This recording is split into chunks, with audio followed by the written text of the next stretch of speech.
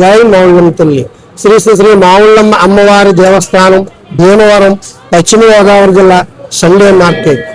ఈరోజు ఆషాఢ పౌర్ణమి. ఈరోజు ఆషాఢ పౌర్ణమి రోజుని అమ్మవారికి శాకాంబరీదేవి కింద అలంకారం చేసి భక్తులు దర్శనమిస్తారు. ఈ శాకాంబరీదేవి అలంకారం ఎందుకు చేయాలి, ఏమిటి, దీని విశిష్టత ఏమిటి అంటే, పూర్వం దుర్గమాసురుడు అనే రాక్షసుడు బ్రహ్మ కోసం ఘోర తపస్సు చేశాడు. ఆ తపస్సు బ్రహ్మదేవుడు మెచ్చి భూలోకం వచ్చి వరం ఇస్తే ఏం కావాలో కోరుకో అన్నాడు. అప్పుడు దుర్గమాసుడు, మీ దగ్గర ఉన్న వేదాలన్నీ నాకు ఇచ్చేయండి, అదే నా కోరిక అన్నాడు. బ్రహ్మ తదాస్తు అని చెప్పి తన దగ్గర ఉన్న వేదాలన్నీ ఇచ్చేసి ఆయన వెళ్ళిపోయారు. అప్పటి నుంచి దుర్గమాసుడు ఈ వేదాలన్నీ కూడా తన దగ్గర పెట్టుకుని ఉన్నాడు. ఉండేసరికి వేదాలు లేకపోతే యజ్ఞయాగాదులు జరగవు, హోమాలు జరగవు, ఏమీ జరగవు. ఏది జరగకపోతే దేవతలకి అవిస్సు వేస్తారు. ఈ హోమంలో అవిస్సు లేదు, హోమాలు లేవు, ఏమీ లేవు, కృషులు ఏమీ చేయట్లేదు.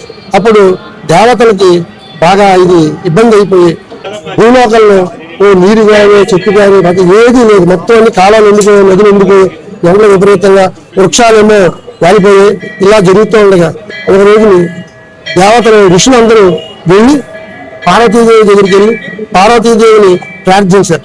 ప్రార్థిస్తే, ఏంటి ఎందుకు ఇలా వచ్చారు మీరందరూ, ఏంటి మీకు ఏం కావాలి ఏంటని అడిగితే, అమ్మ ఇలా భూలోకంలో ఇలా జరుగుతుంది, దుర్గమాసుడు అనే రాక్షసుడు వేదాలన్నీ పట్టుకుని వెళ్ళిపోయాడు, మేము యజ్ఞయాగాదులు చేద్దామంటే ఏమీ లేదు, అందులో అవిస్సు ఉండదు, అవిస్సు లేకపోతే దేవతలకి ఇది శక్తి ఉండదు కదా, అని చేత మీరు వచ్చి మమ్మల్ని కాపాడాలి అని అంటే, ఆవిడ భూలోకం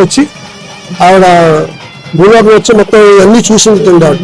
నదులు, సరస్సులు, చెట్లు అన్ని చూస్తే అన్ని ఎండిపోయి జీవోత్సవంలా ఉన్నటువంటి చెట్లు. అప్పుడు ఆవిడ యామ కనిపించి నీటి బిందువులు భూమి పడ్డాయి.